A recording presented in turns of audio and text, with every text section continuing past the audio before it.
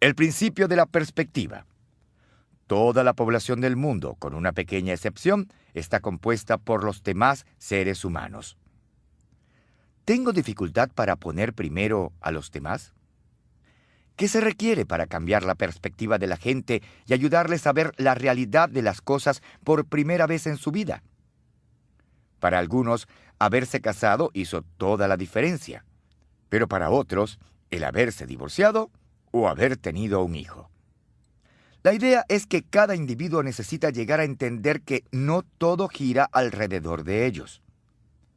Cuando de ganarse a la gente se trata, todo empieza con la capacidad para pensar en otra gente antes que en nosotros mismos. Ese es el principio más básico en el desarrollo de las relaciones personales. Sé que esto puede sonar como simple sentido común, pero no todo el mundo entiende la realidad de las cosas o la práctica de la abnegación. La gente que permanece centrada en sí misma y que solo se sirve a sí misma siempre tendrá dificultad para llevarse bien con los demás. Para ayudarles a romper ese patrón de vida, necesitan ver la realidad de las cosas, para lo cual se requieren 3 elementos. 1. Perspectiva. La gente que carece de perspectiva es similar a Lucy en la tira cómica Carlitos de Charles Schulz.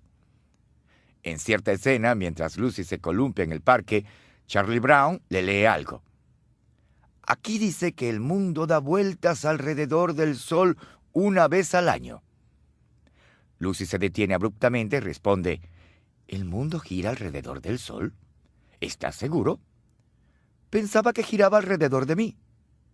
Por supuesto, la falta de perspectiva es mucho más sutil que eso. Sé que lo fue para mí. Temprano en mi carrera como pastor, al dirigir a otros, la pregunta que me hacía todo el tiempo era, ¿cómo me pueden ayudar estas personas? Quería usar a la gente para que me ayudaran a alcanzar mis metas. Me tomó un par de años para entender que tenía todo al revés y que me debía haber preguntado lo siguiente, ¿qué puedo hacer yo para ayudar a esta gente? Al hacerlo, no solo pude ayudar a los demás, sino que también recibí toda la ayuda que quise. El mundo entero, con una pequeña excepción, está compuesto por otros seres humanos, y la mayoría de la gente en el mundo no le conoce a usted y nunca le conocerá. Es probable que la mayoría de las personas que usted conoce tengan necesidades y problemas más grandes que usted. Es su decisión ignorarles y enfocarse en usted mismo o dejar de creerse la gran cosa y aprender a darle prioridad a los demás. 2. Madurez. Mis nietas, Hannah y Madeline, tienen 3 años al momento en que escribo estas líneas. Acabé de pasar un maravilloso día de acción de gracias con ellas, y fue una gran alegría verlas jugar y entretenerlas un rato. En todo el tiempo que estuvimos juntos, ninguna de ellas me preguntó, ¿qué puedo hacer por ti, abuelo? Eso no tiene nada de malo en un pequeño de 3 años, pero no está nada bien a los 30. A veces esperamos que la madurez llegue con la edad, pero lo cierto es que a veces la edad llega sola. Una actitud que dice, ahórrate la molestia, hazlo a mi manera, puede durar toda una vida, a no ser que la persona se proponga luchar contra ella. Hace varios años, el autor y consultor Bob Buford escribió un excelente libro titulado Intermedio, Half Time. Su tesis es que mucha gente al acercarse a los 40 o 50 años de edad pasa por una época de gran inquietud porque sienten que su vida necesita más significado. Es una fase que él llama el intermedio. Dice que la mayoría de las personas tratan de hacer en la segunda mitad de su vida lo que hicieron en la primera mitad, solo que un poco más. En lugar de esto, la clave para un segundo tiempo exitoso es evaluar los logros, enfocarse en las áreas fuertes y fijarse la meta de dar con generosidad a los demás. Lo que Bob describe aquí es la madurez real, que consiste en entender que el mundo no gira alrededor de nosotros. Es la capacidad de ver con perspectiva correcta la realidad mayor de la vida. 3. Responsabilidad. Quizás usted haya notado que el matrimonio hace más obvia la falta de responsabilidad de una persona irresponsable. La gente no casada que no tiene hijos tienen mucha más libertad que los casados o los padres. Cualquiera que se casa con la expectativa de mantener el mismo nivel de libertad que tuvo en su soltería va a arriesgar su matrimonio. Para que un matrimonio funcione, ambos cónyuges deben ser responsables. Las relaciones matrimoniales maduran cuando cada cónyuge deja de preguntar ¿qué puede mi cónyuge hacer por mí? Y empieza a asumir la responsabilidad de preguntar ¿qué puedo hacer por mi cónyuge? El liderazgo nos exige algo muy similar. Cuando una persona acepta por primera vez las responsabilidades del liderazgo, se revela su nivel de madurez y sentido de responsabilidad. Los líderes irresponsables tienen una actitud de primero yo y usan su posición para beneficio personal. Los líderes responsables tienen una actitud de primero los demás y usan su posición para servir a la gente, cumplir responsabilidades, ser un ejemplo, dar a otros el crédito y reparar relaciones dañadas. Los buenos líderes entienden que para poder triunfar en equipo, ellos deben dar prioridad a los demás. Si usted quiere tener una vida satisfactoria, necesita relaciones sanas. Y para construir esa clase de relaciones, usted necesita olvidarse de sí mismo. Acójase al principio de la perspectiva y recuerde que toda la población del mundo, con una excepción muy pequeña, está compuesta por otras personas. El principio del intercambio. En lugar de poner a otros en su lugar, debemos ponernos nosotros en el lugar de ellos. ¿Trato de ver las cosas desde el punto de vista del otro? Gran parte del conflicto que experimentamos en las relaciones se deriva de nuestra ineptitud para ver las cosas desde la perspectiva de la otra persona, como lo ilustra el siguiente chiste. Un hombre que viajaba en un globo de aire caliente se dio cuenta de que está perdido. Redujo la altitud y alcanzó a ver desde arriba a una mujer. Descendió un poco más y gritó: «Disculpe, ¿me puede ayudar? Le prometí a un amigo que me encontraría con él hace una hora, pero no sé dónde estoy». La mujer respondió desde abajo: «Usted está en un globo de aire caliente que flota a unos 20 metros de la tierra. Se encuentra entre los grados 40 y 41 de altitud norte y los 59 y 60 grados de longitud oeste». «Ah, usted debe ser ingeniera», exclamó el navegante. «Sí, ¿y cómo lo supo?» «Todo lo que me ha dicho suena técnicamente correcto, pero no sé cómo usar la información que me dio. Y el hecho es que sigo perdido. Francamente no me ha ayudado mucho, que digamos. Solo he retrasado mi viaje». La mujer respondió desde abajo: «Usted debe ser gerente». «Lo soy», contestó el piloto. «¿Pero cómo lo supo?» La mujer respondió: «Mire, usted no sabe dónde está ni a dónde va.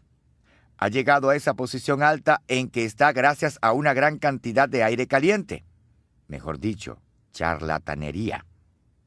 Ha hecho una promesa que no tiene ni idea de cómo cumplir y espera que la gente que está debajo de usted le resuelva sus problemas. El hecho es que usted se encuentra en la misma posición donde estaba antes de toparse conmigo, pero ahora, de algún modo, se las ha arreglado para echarme a mí la culpa». Con tanta frecuencia se enfrasca en conflictos con otra persona como resultado de ver las cosas de un modo mientras su interlocutor las ve desde otro punto de vista. Piénselo un momento. Si está casado, ¿no existe la posibilidad constante de entrar en conflictos potenciales debido a la manera diferente de cómo los hombres y las mujeres ven las cosas? Si tiene hijos, ¿no ocurre mucha fricción debido a que ellos no ven las cosas como usted las ve? Incluso en un ambiente laboral muy positivo, la gente no ve todo a la par. Tan solo recuerde esto: antes de tener un altercado con su jefe, dé un vistazo a ambos lados, el lado de él y el lado de afuera. Hablando en serio, creo que si la gente hiciera el esfuerzo de ver las cosas desde el punto de vista de los demás, desaparecería el 80% de nuestros conflictos interpersonales. Si aprendemos a ver las cosas desde la perspectiva de los demás, tendremos éxito en nuestras relaciones. Leí este dicho en una publicación de ventas. Si usted quiere venderle a José Pérez lo que José Pérez suele comprar, entonces usted debe ver a José Pérez a través de los ojos de José Pérez. El concepto es tan simple que nos parece demasiado obvio. Sin embargo, muchas personas no lo ponen en práctica. Están tan ocupadas poniendo a los demás en su lugar que no hacen el esfuerzo de ponerse en el lugar del otro. ¿Cómo mejora usted en hacer el intercambio y ver las cosas desde la perspectiva de la otra persona? Empiece haciendo estas 4 cosas. Primero, deje su lugar y visite el lugar del otro. La mejor manera de evitar pisarle los pies a los demás es ponerse en sus zapatos. En la década de los 30, la aerolínea American Airways, que más tarde se convirtió en American Airlines, tenía un problema inmenso debido a las quejas de los pasajeros acerca del equipaje extraviado. Lamont Cook, gerente general de la aerolínea en aquel tiempo, trató que sus gerentes de estación resolvieran el asunto, pero vio muy poco progreso. Al final se le ocurrió una idea para ayudar al personal de la aerolínea a ver las cosas desde el punto de vista de sus clientes. Cook solicitó a todos los gerentes de estación en todo el país que volaran a la oficina principal de la compañía para una reunión. Luego se aseguró que el equipaje de todos los gerentes se extraviara en tránsito. Después de lo sucedido, la aerolínea experimentó un mejoramiento definitivo en la eficiencia de esa área específica del servicio. Haga lo que sea necesario para cambiar su perspectiva. Preste atención a las inquietudes de la gente. Estudie su cultura o profesión. Lea sobre sus áreas de interés. O visite el lugar donde se desempeñan, su hogar, su oficina, su vecindario o su región. Tal vez le sorprenda cómo la experiencia altera su manera de pensar. Quizás descubra cómo lo hizo el presidente Harry Truman, que cuando entendamos el punto de vista del otro y entendamos lo que está tratando de hacer, descubriremos que 9 de cada 10 veces está tratando de hacer lo correcto. Segundo, reconozca que la otra persona tiene un punto de vista válido. Los sistemas de creencias de la gente y sus experiencias personales son diversos y complejos. Y aunque usted se esfuerce en ver las cosas desde el punto de vista de otra persona, todavía habrá diferencias de opinión. Eso está bien. Mi punto de vista no es correcto solo porque sea mío. Si me esfuerzo en encontrar la legitimidad del punto de vista de otra persona, mi mentalidad se ampliará y será más versátil. Y como dijo el famoso jurista Oliver Wendell Holmes, después que una mente se expande por una idea nueva, nunca vuelve a su tamaño original. Tercero, examine su actitud. Para ver las cosas desde el punto de vista de otra persona, la actitud es fundamental. Siempre es fácil ver ambos lados de un asunto en el que usted no tenga algún interés en particular. Es mucho más difícil cuando es evidente que usted lo tiene. En ese caso, a usted le interesa más que las cosas se hagan a su modo que encontrar la manera de conectarse con otros. Todo depende de si usted está o no dispuesto a cambiar. Si usted no quiere cambiar, buscará diferencias en los demás. Si está dispuesto a cambiar, se enfocará en las similitudes. Cuarto, pregúntele a otros qué es lo que harían en su lugar. La clave para aplicar el principio del intercambio es la empatía. Esto significa que si usted procura identificarse con el punto de vista de los demás, será mucho más fácil conectarse con ellos. ¿Por qué? Porque sabrán que usted se interesa en ellos. A veces la mejor manera de lograr esto es a través del simple acto de preguntar. Si usted se pusiera en el lugar de los demás, en vez de tratar de ponerles a ellos en su lugar, cambiaría su manera de ver la vida y de vivirla. El autor y conferencista Dan Clark recuerda que cuando era adolescente, él y su padre hicieron fila una vez para comprar boletos para el circo. Mientras esperaban, notaron a la familia que estaba frente a ellos. Los padres iban tomados de la mano y aunque tenían 8 hijos menores de 12 años, todos se comportaban bien. A juzgar por el vestuario limpio pero simple que llevaban puesto, sospechó que no tenían mucho dinero. Los chicos hablaban con entusiasmo de las cosas emocionantes que esperaban ver, y él se dio cuenta de que el circo iba a ser una experiencia novedosa para ellos. La pareja se acercó a la ventanilla, y el encargado les preguntó cuántos boletos querían.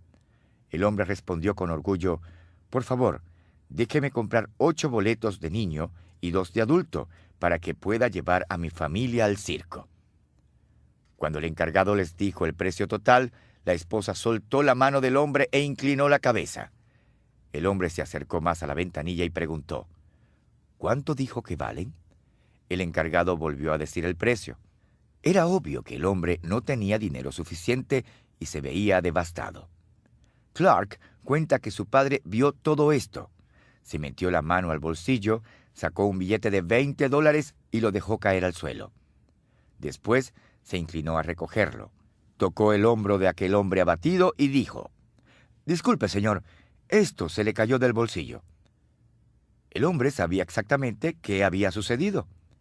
Miró al padre de Clark directo a los ojos, tomó su mano, la sacudió y con una lágrima que le corría por la mejilla contestó: «Gracias, muchas gracias, caballero. Esto de verdad significa mucho para mí y para mi familia». Clark y su padre regresaron a su auto y volvieron a casa. No tenían dinero suficiente para ir al circo esa noche, pero eso no importaba. Por cuanto se habían puesto en el lugar de otros, habían hecho algo mucho más importante. El principio del aprendizaje. Cada persona que conocemos tiene el potencial de enseñarnos algo. ¿Aborda a las personas con un deseo de aprender de ellas? La verdad es que todos nosotros podemos aprender lecciones valiosas en circunstancias bastante improbables y de las personas menos probables. Todo el mundo tiene algo que compartir y algo que enseñarnos. Pero esto solo puede ser cierto si tenemos la actitud correcta. ¿Qué clase de actitud tiene usted cuando se trata de aprender de los demás? Todas las personas caen dentro de una de las categorías descritas por los siguientes enunciados. Nadie puede enseñarme nada. Esa es una actitud arrogante. Creo que a veces suponemos que la ignorancia es el enemigo más grande de la educación verdadera. Sin embargo, eso tiene muy poco que ver con un espíritu educable. ¿No ha conocido algunas personas exitosas que han recibido mucha educación y que no quieren oír las sugerencias ni las opiniones de los demás? Muchos creen que se las saben todas. Una persona que crea una organización grande y exitosa puede pensar que no puede aprender de otros que operan organizaciones más pequeñas. Una persona que recibe un doctorado puede volverse incapaz de recibir instrucción de alguien más porque ahora se considera un experto. La persona con mayor experiencia en una compañía o departamento quizás no escuche las ideas de alguien más joven. Tales personas no se dan cuenta del daño que se hacen. La realidad es que nadie es demasiado viejo, demasiado inteligente o demasiado exitoso como para aprender algo nuevo. El único obstáculo que se interpone entre una persona y la capacidad para aprender y mejorar es una mala actitud. Alguien puede enseñármelo todo. Esa es una actitud ingenua. La gente que reconoce que todavía le falta crecer con frecuencia busca un mentor. En general, esta es una buena decisión. Sin embargo, es ingenuo que los individuos crean que pueden aprender todo lo que necesitan saber de una sola persona. Las personas no necesitan un mentor, sino muchos mentores. He aprendido mucho de muchas personas. Por ejemplo, Les Stop me enseñó a escribir como se debe. Mi hermano Larry es mi mentor de los negocios.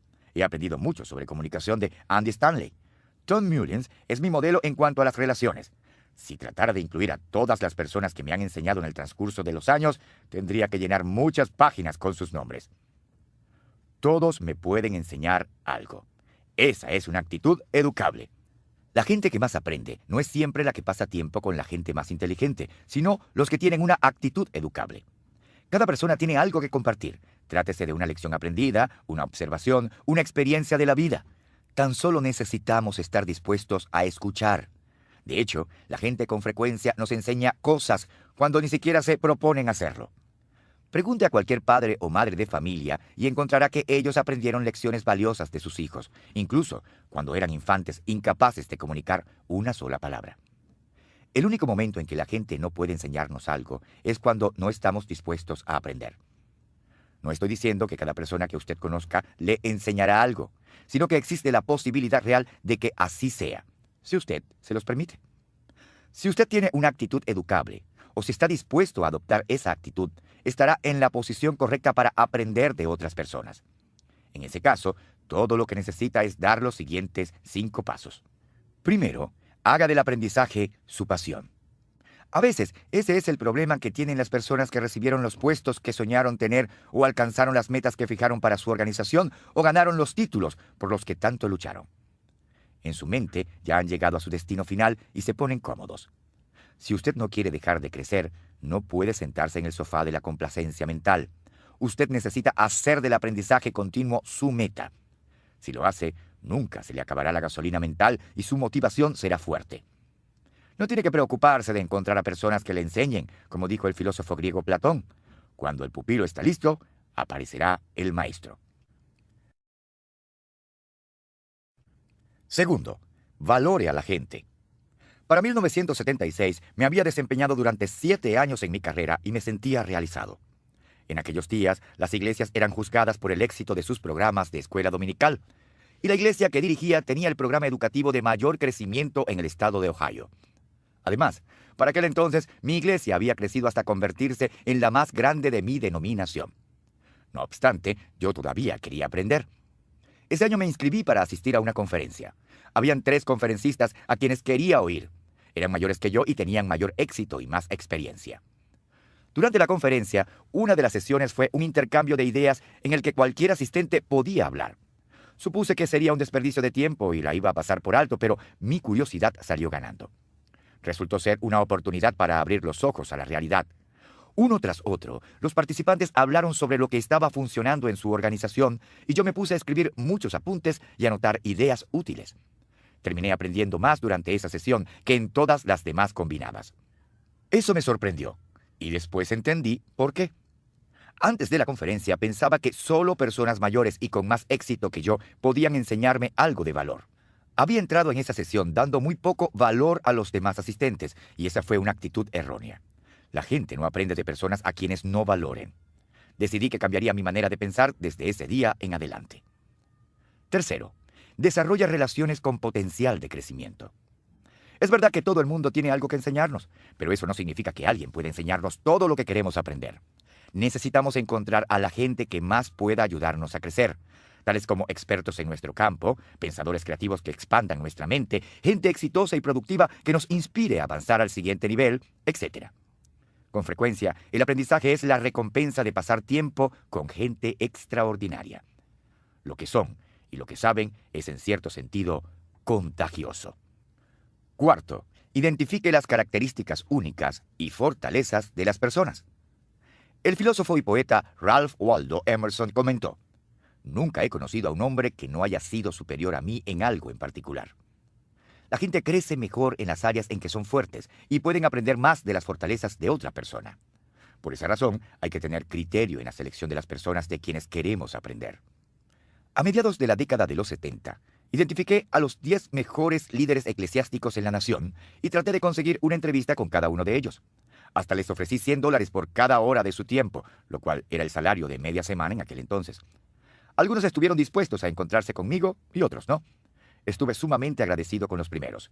Mi esposa y yo no teníamos mucho dinero y estos líderes vivían por todo el país.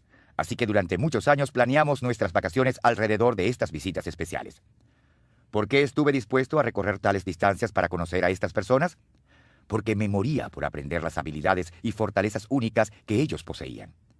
Las entrevistas hicieron una diferencia enorme en mi vida. Además, ¿sabe una cosa?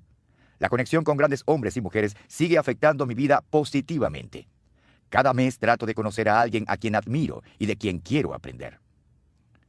Quinto, haga preguntas. Durante mi primer año de universidad, tuve un trabajo de medio tiempo en una planta procesadora de alimentos en Circleville, Ohio. Era un lugar donde se mataban reses y la carne se almacenaba en depósitos refrigerados gigantes. Mi trabajo era transportar la carne recién procesada a las áreas de refrigeración y sacar pedidos de carne para los clientes.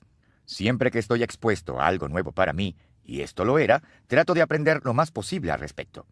La mejor manera de aprender es observar y hacer preguntas.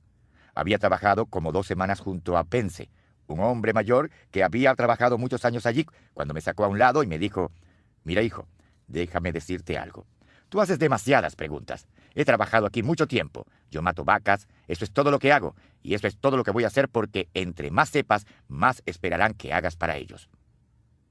Me resultó difícil entender por qué alguien no querría aprender algo nuevo y crecer, pero era obvio que él no estaba comprometido a cambiar.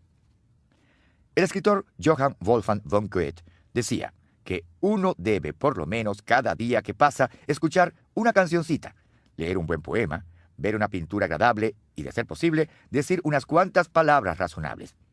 Yo añadiría que uno también debería hacer preguntas para aprender algo nuevo cada día. La persona que hace las preguntas correctas es la que más aprende.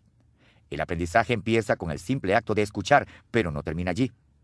El profesor de teología, Hans Kumpf, afirmó: entender a alguien como se debe implica aprender de esa persona, y aprender de alguien como se debe implica cambiar uno mismo. El cambio siempre es la meta de todo aprendizaje. Usted no puede crecer sin cambiar. El principio del carisma. La gente se interesa en la persona que se interesa en ellos. ¿Acostumbro a enfocarme en los demás y sus intereses o solo en lo mío? En agosto de 2003, Margaret y yo teníamos boletos para ir en un crucero por el Mediterráneo. Al llegar al área de recepción y abordaje, esperando a que nos ayudaran, una mujer un tanto mayor que nosotros se acercó y se presentó. «Hola, me llamo Phillips», dijo con una sonrisa brillante. «¿Cómo se llaman ustedes?». Después de presentarnos, dijo: «Qué gusto me da verles. Espero que nos conozcamos mejor. Los voy a dejar para que puedan registrarse.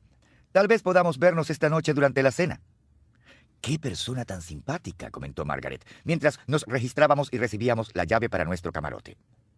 Después de terminar de desempacar en la tarde, ya me había olvidado de Phillips, pero cuando bajamos a cenar, la vimos hablando con varias personas. Tan pronto nos vio, sonrió y se acercó para saludar. «John y Margaret», dijo, «les presento a mi esposo Stanley». De inmediato nos incluyó en la conversación, de tal modo que terminamos cenando juntos. «¿A qué te dedicas?», me preguntó. «Soy escritor y conferencista», respondí. «Eso suena muy interesante. Cuéntame más». Le hablé sobre mi trayectoria y algunas de mis experiencias a medida que me hacía preguntas. Luego sostuvo una conversación con Margaret y en breve ya estaban hablando sobre arte y antigüedades. Durante los días siguientes, observé cómo Phillips y Stanley se presentaron a los 120 pasajeros del crucero y establecieron conexión personal con cada uno de ellos. Noté que Phillips se esforzaba para que cada persona se sintiera bien consigo misma. Ella iniciaba la conversación, y cuando alguien quería empezar a hablar de ella, Phillips no tardaba en volver al tema de la otra persona. Ya se sabía el nombre de todos, y tenía algo positivo que decir acerca de cada persona. Después de un par de días, la gente se la pasaba por el barco buscándola como si fuera la flautista de Hamelin. Todos se enamoraron de ella. En una de nuestras conversaciones con ella, me enteré de que Phillips y Stanley estaban jubilados y dedicaban su tiempo libre a viajar en cruceros y conocer gente. Al parecer, la estaban pasando de maravilla en sus años dorados. Cuando estaba a punto de terminar el crucero, le dije cuánto le apreciábamos Margaret y yo, y que nos encantaría mantenernos en contacto con ella. Ella sacó de su bolsillo una tarjeta de negocios que decía: «Phillips y Stanley Hughes, tus amigos del crucero». Abajo tenía el logotipo de la línea de cruceros con la dirección y el teléfono de la pareja. Desde aquel crucero, Phillips nos ha escrito y nos ha hecho invitaciones para visitarla junto a Stanley en la Florida. Phillips Hughes es una de las personas más carismáticas que he conocido, una experta en conectarse con la gente. ¿Cuál era su secreto? Es lo mismo que aprendí en 1963, cuando mi padre me envió a mi primera clase con Dale Carnegie. Si usted quiere conectarse con los demás, enfóquese en ellos, no en usted mismo. Las enseñanzas de Carnegie en el salón de clase y en su libro Cómo hacer amigos e influenciar a las personas dejaron una impresión profunda en mí como adolescente. Tuvieron tal impacto que he trabajado para definir mis habilidades sociales basándome en muchas de sus enseñanzas. Estas son las 6 sugerencias de Carnegie acompañadas por mis explicaciones. Primero, muestre un interés genuino en los demás. Alguien preguntó una vez a Perth Mesta, la anfitriona más conocida de Washington desde Doyle Madison, la esposa del 4º presidente de los Estados Unidos, cuál era el secreto de su éxito para lograr que tanta gente rica y famosa asistiera a sus fiestas. «El éxito está en los saludos y en las despedidas», afirmó. Cada vez que llegaban sus invitados, ella les salía al encuentro y decía: «Por fin tengo el gusto de verles». Tan pronto cada uno de ellos procedía a salir de la fiesta, expresaba su gratitud por la visita diciendo: «Lamento mucho que tengan que irse tan pronto». Durante casi 20 años, he usado la siguiente frase como una pauta para recordar cómo debe ser mi interacción con los demás. A las personas no les importa cuánto sepa yo hasta que sepan cuánto me importan. El éxito social no depende de cuánto poder, educación o experiencia posea usted. La gente responderá de forma más favorable si les hace saber primero que son importantes para usted como individuo. Segundo, sonría. ¿Alguna vez ha tenido una de esas revelaciones acerca de usted mismo que cambió su manera de vivir? Yo tuve una cuando estaba en tercer grado. Literalmente vino una mañana mientras estaba parado frente al espejo. Miré mi cara y por primera vez la observé tal como la vería otra persona y pensé, John, no eres un tipo guapo. Me pregunté, ¿cómo puedo cambiar eso? Después sonreí y pensé, eso ayuda. Desde ese instante no he dejado de sonreír. Una sonrisa es una invitación cálida. Charlie Wetzel, quien escribe para mí, trabajó en ferias comerciales educativas en las que les vendía suministros para el aula de clases a los maestros. Mientras trabajaba en el puesto de exhibición, se proponía sonreír siempre a todos los que pasaban. La mayoría de la gente que caminaba por los pasillos tenían sus ojos enfocados en los diversos productos que cada vendedor ofrecía, pero Charlie cuenta que con frecuencia sucedía algo interesante. Mucha gente en el último instante, cuando casi le iban a pasar de largo, lo miraban por un momento. Al verle la sonrisa, más de la mitad de esas personas se dieron la media vuelta de repente y se acercaron a examinar los productos que él vendía. Era casi como si tuvieran una cuerda atada a ellos y las jalaba para atrás. Charlie no era excepcionalmente guapo, así que su aspecto físico no fue la razón del cambio. Sus productos tampoco eran del otro mundo. El secreto era la sonrisa, como lo confirma este experimento que realizó para verificarlo. Siempre que hacía contacto visual con una persona sin sonreír, la gente seguía de paso. Si usted quiere atraer a otros, haga brillar su rostro con una sonrisa. Tercero, recuerde que el nombre de una persona es a sus oídos el sonido más dulce e importante. Cuando tomé por primera vez el curso de Dale Carnegie, la insistencia del instructor en que aprendiéramos los nombres de las personas dejó una impresión indeleble en mí. Desde aquel tiempo se volvió una prioridad para mí, y con el transcurso de los años he usado toda clase de trucos para recordar los nombres de la gente. Por ejemplo, encuentro una característica distintiva en el rostro de la persona y la asocio con su nombre. Hago truquitos con las palabras para acordarme de un nombre. Mientras fui pastor de una iglesia grande, me ofrecía memorizar los nombres de las personas que estuvieran dispuestas a dejarse tomar una fotografía instantánea. En cierto punto, llegué a tener como unas 500 fotografías para memorizar, las cuales llevaba a todas partes con argollas que atravesaban el hoyo que les había perforado en la esquina. Recuerdo que una vez en un avión saqué de mi maletín unas cuantas argollas para revisarlas y memorizar los nombres. Un pasajero que iba al lado me preguntó, ¿qué está haciendo? Le dije sin inmutarme, estoy viendo fotos de mi familia. Comentó, usted sí que tiene una familia grande. Mientras seguía pasando las imágenes una por una, le dije, sí, y espere a que tenga nietos. Cuarto, sea un buen oyente. Aliente a los demás a hablar de sí mismos. El novelista George Eliot aconsejó, trata de interesarte en algo más que la gratificación de deseos egoístas y pueriles en este mundo. Interésate en lo mejor del pensamiento y la acción, en hacer algo que sea bueno aparte de los accidentes de tu propia aventura. Busca tesoros en otras vidas, además de la tuya. Descubre cuáles son sus problemas y cómo se originan. ¿Cómo puede aplicarse este consejo?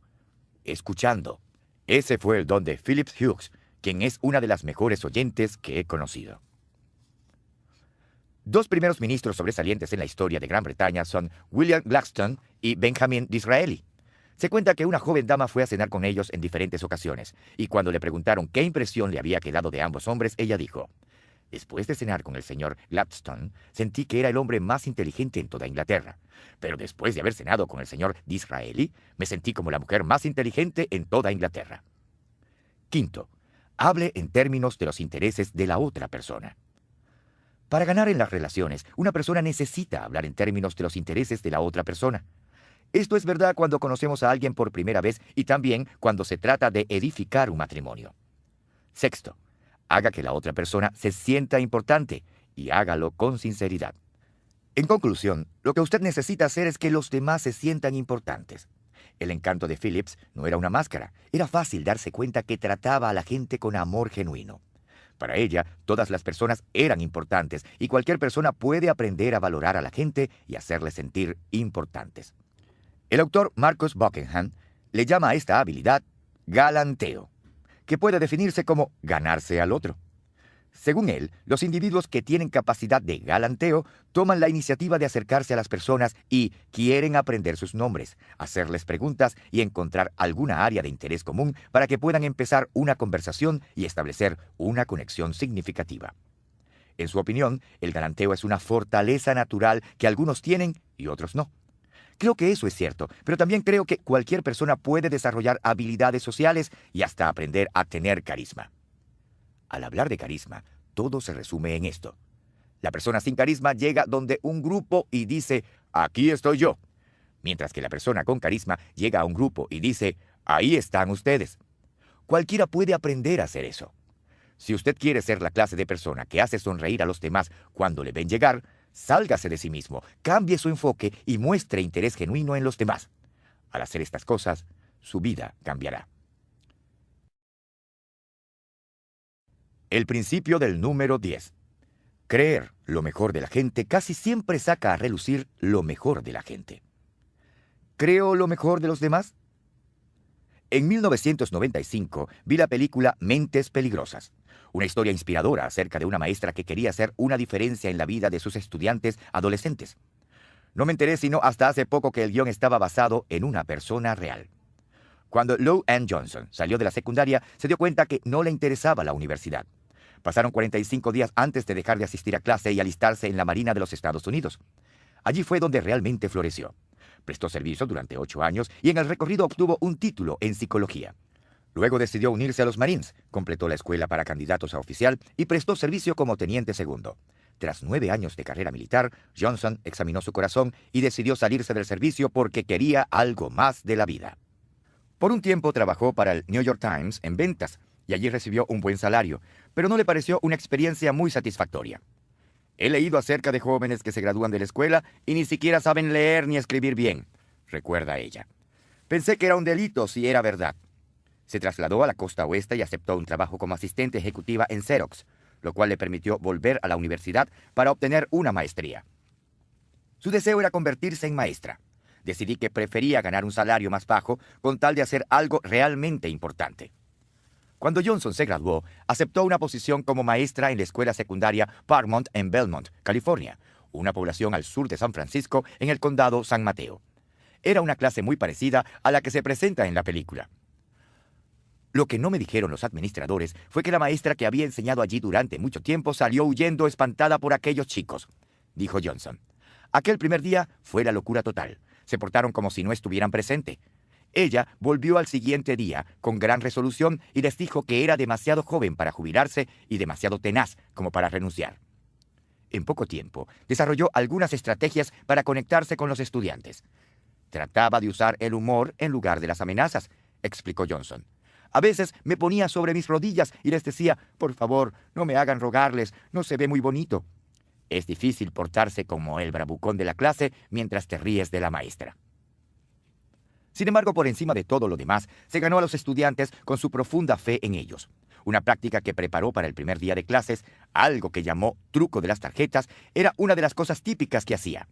Pasó tarjetas de memorando a los estudiantes para que escribieran su nombre, dirección, teléfono y demás información personal. Mientras llenaban las tarjetas, ella caminaba por el salón y miraba sus tarjetas para memorizar los nombres sin que se dieran cuenta. A medida que cada adolescente terminaba de llenar la información, ella tomaba cada tarjeta y agradecía a los estudiantes uno por uno. Cuando ya tuvo en su poder todas las tarjetas, anunció a los estudiantes que estaban a punto de tener su primera evaluación. Ellos se quejaron de inmediato, pero ella les aclaró que la evaluación no era para ellos, sino para ella. Si se equivocaba en un solo nombre, todos los estudiantes recibirían automáticamente la mejor calificación en su primer examen. Después de nombrar a todos los estudiantes, algo que siempre había podido hacer, muchos de los jóvenes quedaron impresionados y ella les dijo, conozco sus nombres porque ustedes son personas importantes para mí. Cada vez que les observo, veo a cada uno de ustedes y me gusta lo que veo. Además, ustedes me interesan mucho y por eso es que estoy aquí. Johnson recuerda, nuestro equipo tenía altas expectativas para nuestros estudiantes, demasiado altas en opinión de muchos. Nos advirtieron que no pidiéramos ni esperáramos demasiado. Sería suficiente que unos cuantos tuvieran calificaciones aceptables y se graduaran. Nosotros, en cambio, queríamos más. Pedimos a nuestros alumnos que vinieran a estudiar todos los días sin falta, que se mantuvieran alejados de las drogas y el alcohol, que cambiaran sus malos hábitos, que hicieran todas las tareas en el salón de clase y en la casa, que resistieran la presión de unirse a pandillas, que dejaran sus malas actitudes y limpiaran su lenguaje. Les pedimos todo lo que se nos ocurrió y ellos nos dieron todo lo que tenían. Johnson está convencida de que creer lo mejor de la gente saca a relucir lo mejor que hay en ellos. Me he apropiado de este principio de todo corazón, tanto así que es la razón por la que he enseñado a la gente durante más de 30 años. Estoy convencido de que todas las personas tienen potencial. Si las personas tan solo creyesen en sí mismas, ellas pudiesen alcanzar su potencial y convertirse en los individuos para los cuales fueron creados. Así es como lo aplico al interactuar con la gente. Creo que cada persona a quien conozco es un 10. Por eso lo llamo el principio del número 10. Primero, todo el mundo quiere ser alguien. Todos los seres humanos quieren que su vida importe para algo. Todos quieren sentir que son importantes. ¿No siente usted lo mismo? Entonces, usted sabe que es cierto para todo el mundo, incluso para los que no lo demuestran. Segundo, a nadie le importa saber cuánto sé hasta que sepa cuánto me importan. Lou Ann Johnson trabajó con jóvenes que tenían poco interés en el aprendizaje. La mayoría de los estudiantes en sus circunstancias se salían de la escuela tan pronto pudieran hacerlo. Ella fue en contra de esa tendencia generalizada al hacerle saber a sus alumnos cuánto le interesaban, con un interés muy genuino. Tan pronto ellos entendieron eso, estuvieron abiertos para recibir lo que ella tenía para ofrecerles en términos de educación. Con demasiada frecuencia queremos ayudar a la gente en virtud de lo que sabemos en lugar de interesarnos en ellos en virtud de lo que son. Tercero, todos necesitamos a alguien. No existe una sola persona en el mundo que no necesite a otro individuo. Si somos sinceros, el asunto no es si necesitamos o no a otros, sino cuánto les necesitamos. Cuando usted cree en la gente y aprende a ver a cada persona como un número 10, cada día que pasa es un día fabuloso. ¿Por qué? Porque cada mañana trae un día en el que a alguien le cambiará la vida. ¡Qué don más maravilloso! De verdad creo en la gente y veo lo mejor en cada persona. Es una de mis fortalezas más grandes. A veces también puede ser una gran debilidad porque en ocasiones confío demasiado y deseo darle poder a otros antes de que estén preparados. Me he metido en problemas por esto, pero sigo dispuesto a vivir con ese riesgo porque las recompensas para los demás son muy grandes. Cuando era un joven líder, una de las primeras personas que contraté me desgastó por completo. No se desempeñaba como debía y luego mentía al respecto para librarse de las consecuencias. En mi ingenuidad optaba por creerle. Salí de esa interacción diciéndome, nunca volveré a dejar que un miembro del personal se acerque tanto a mí. Sin embargo, fui incapaz de mantener esa mentalidad. Primero que todo, era injusto con las demás personas a quienes dirigía en el futuro. ¿Por qué debería la falla de una persona afectar la manera como trato a otra? En segundo lugar, me di cuenta de que si mantenía a la gente a distancia, ellos no podrían hacerme daño, pero tampoco podrían ayudarme. Si le han lastimado o defraudado en el pasado, por favor, no deje que esto dañe su actitud en el futuro. La mayor parte del tiempo, creer en la gente sí saca a relucir lo mejor de la gente. Piensa en las personas que han hecho una diferencia en su vida. El maestro que le hizo creer que podía lograrlo. El jefe que le dio una oportunidad para mostrar que usted sí podía hacerlo. El consejero que le hizo saber que usted sí tenía lo que se requiere para cambiar y tener una vida mejor. El hombre o la mujer que le amó lo suficiente para decirle sí el día de la boda. Ellos no solo estuvieron presentes en esos momentos definitivos, sino que en muchos casos fueron quienes los crearon para beneficiar su vida. En casi todos los casos en que se dio un impacto positivo, la persona creyó en usted de antemano. Lo más probable es que él o ella viera en usted algo que quizás usted mismo no había visto. ¿No le gustaría ser esa persona para otros? Si la respuesta es afirmativa, entonces trate de amar a los demás y verles como los mejores, como el número 10. Si tiene familia, empiece con su cónyuge y sus hijos, y después amplíe el círculo de influencia a partir de allí.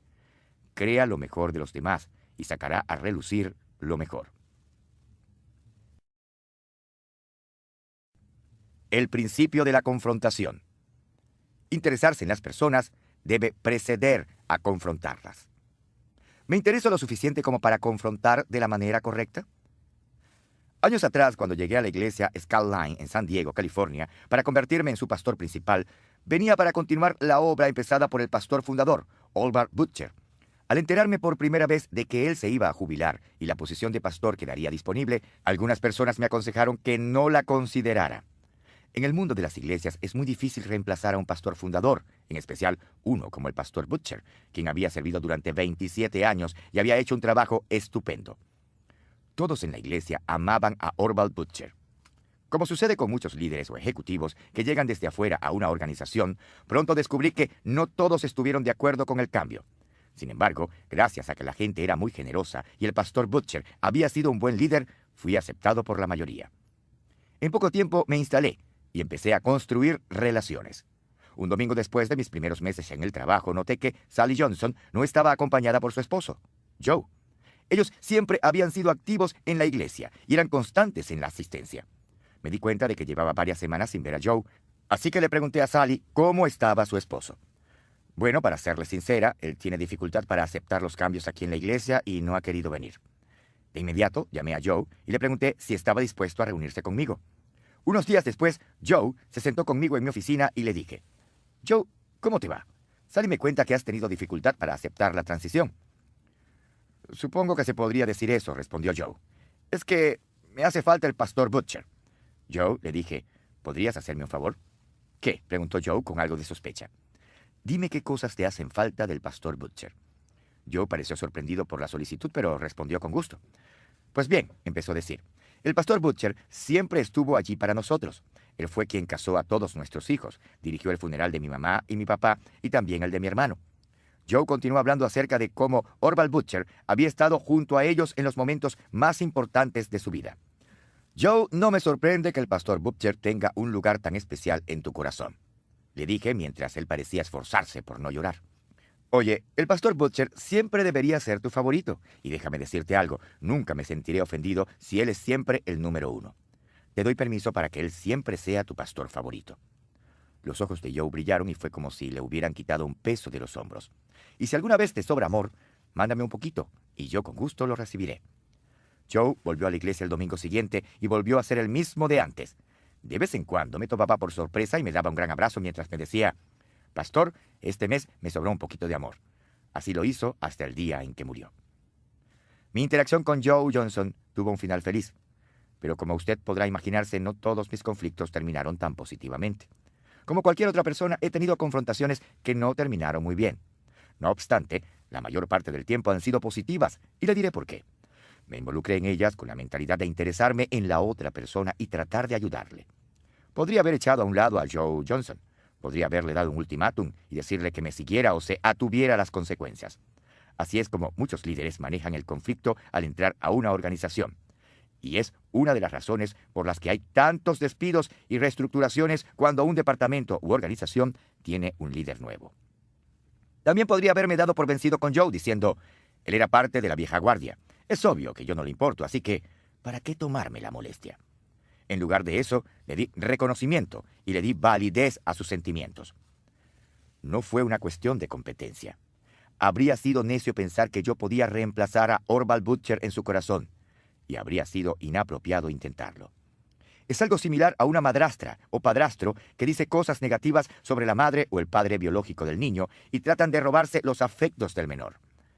Quizás debemos añadir el conflicto a la muerte y a los impuestos como una de las cosas con las que podemos contar en esta vida. La única manera de evitar el conflicto es aislarnos del resto del planeta. Claro, si usted ha visto la película de Tom Hanks, El náufrago, donde su personaje tiene altercados con una pelota de voleibol, ya sabe que hasta la gente que vive aislada puede encontrar la manera de generar conflictos. ¿Cómo maneja usted el conflicto en las relaciones? ¿Sabía que el conflicto siempre se agrava cuando la confrontación no se hace de manera rápida y correcta? Por eso es tan importante nuestra metodología. A continuación, una muestra de estrategias dañinas que veo usar a la gente al enfrentarse a un conflicto. Gane, cueste lo que cueste. Es como un tiroteo al estilo del viejo oeste, rápido, brutal y fulminante. Actúe como si no existiera. Si usted no oye maldades, ni ve maldades, ni habla maldades, la maldad no dejará de existir. Quéjese. Los ganadores no se quejan, y los que se quejan no son ganadores. Hacerse la víctima no cura el conflicto, solo irrita a todos los demás. Lleve cuentas. La gente que lleva un registro cuidadoso de las faltas no puede experimentar un nuevo comienzo, y lo cierto es que nadie jamás podrá desquitarse.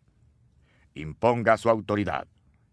El uso del rango nunca resuelve el conflicto, solo lo posterga. Saque la bandera blanca. Darse por vencido es una solución permanente a un problema temporal.